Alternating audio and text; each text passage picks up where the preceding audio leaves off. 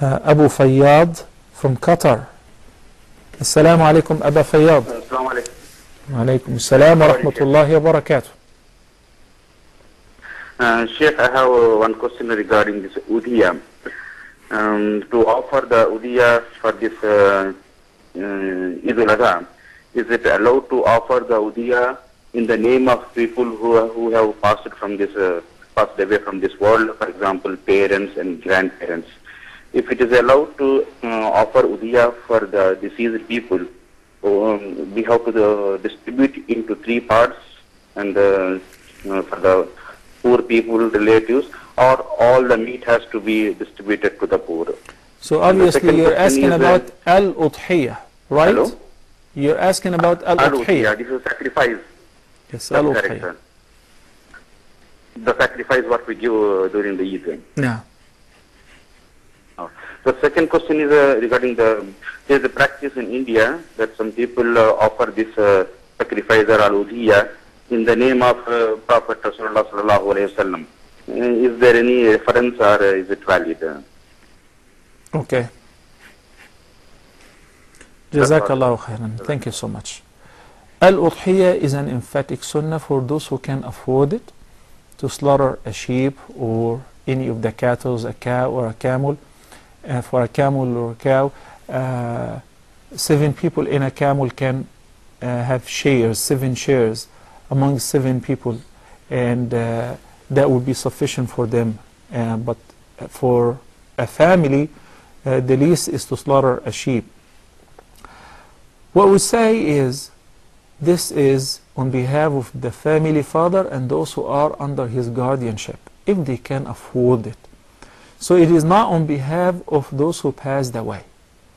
But a person may give any charity or feed the poor or slaughter an independent or a separate sheep or a cattle or whatever, or buy meat and distribute it and give the reward of this charity to the deceased. Grant or give this reward as a gift to the deceased. Because the charity, its reward reaches the dead person if you intend so, whether out of his wealth or out of your own wealth. As far as giving the udhiyah on behalf of the Prophet ﷺ, you don't have to. Similarly, it is not prescribed to perform Hajj or Umrah on behalf of the Prophet ﷺ. Why? Simply because every good deed that we do, every single good deed that we do, whether it's a fard or nafl, prayer or charity or whatever, a similar reward of this good deed which is done by every believer reaches the Prophet sallallahu alaihi wasallam, because he's the greatest guide.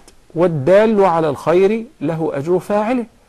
So if an individual who's an ordinary person, when he guides somebody to something good and he starts practicing that thing, he gets rewarded for that, and also the person who guided him gets a similar reward without diminishing the reward of either one of them.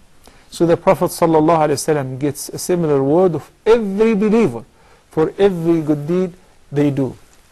So do not worry yourself about giving Hajj or Umrah or Udhiyah on behalf of the Prophet ﷺ. Rather worry about yourself. And of course you need to keep in mind, even though it's a good idea and it sounds great and it shows how much you love the Prophet ﷺ, but no one can compete with the companions of the Prophet ﷺ with regards to loving him, loving the Prophet ﷺ. And none of them have done anything like that simply because it was not prescribed. Thank you, Abu Fayyad from Qatar. Assalamu alaikum wa rahmatullahi wa barakatuh.